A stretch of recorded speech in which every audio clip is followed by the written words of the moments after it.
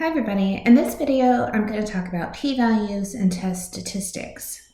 We'll talk about what these values mean for hypothesis testing, and I'll show you that through an example. Our example says a company states that 75% of customers download updates in the first week that the updates are released. A consumer group thinks the proportion is lower. They conduct a study of 345 randomly selected customers, 248 of which report always downloading updates in the first week of release. We're going to test the results at an alpha equals 0.05 significance level. We'll start by talking about our null hypothesis, which is the proportion is 0.75. The alternative hypothesis is that the proportion is less than 0.75, which means we're doing a left tail test. P prime is 248 over 345. Our standard deviation is the square root of p times 1 minus p over n. This gives us the square root of 0.75 times 0.25 over 345.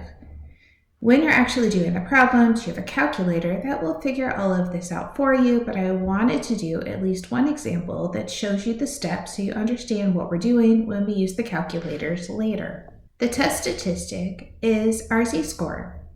Remember, that means it's p prime minus p over s. In our case, 248 over 345 minus 0.75 divided by the square root of 0.75 times 0.25 over 345.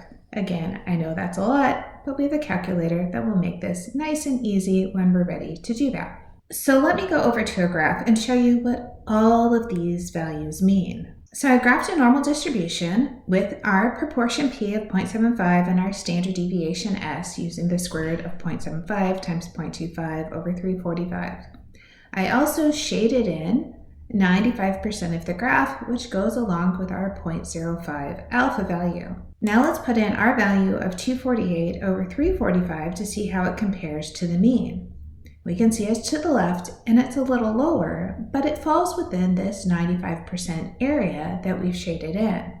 To look at that using our test statistic, we can change over to just a normal distribution.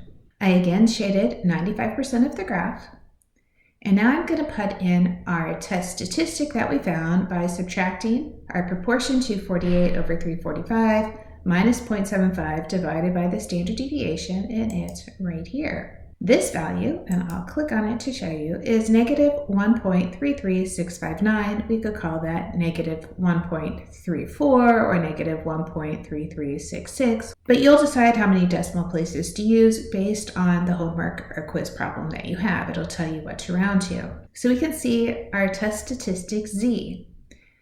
We could also look at what's the probability that our value would come up as this value or less. So to figure that out, I'm just going to go underneath and I'll type normal dist again.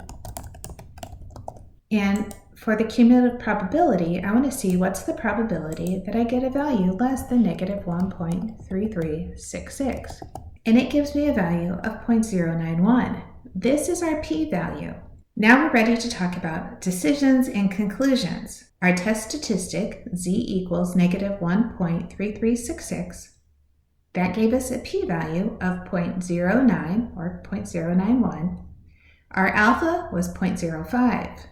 Because p is greater than alpha, we fail to reject the null hypothesis. We don't have significant evidence to conclude that the proportion of downloads in the first week is less than 0.75.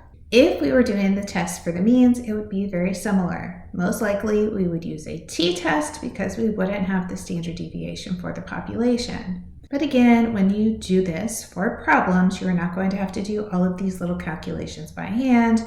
You'll use a program that you put in your values. It'll give you back the test statistic and the p-value. Then you'll have to make the decision of whether or not to reject or fail to reject the null hypothesis.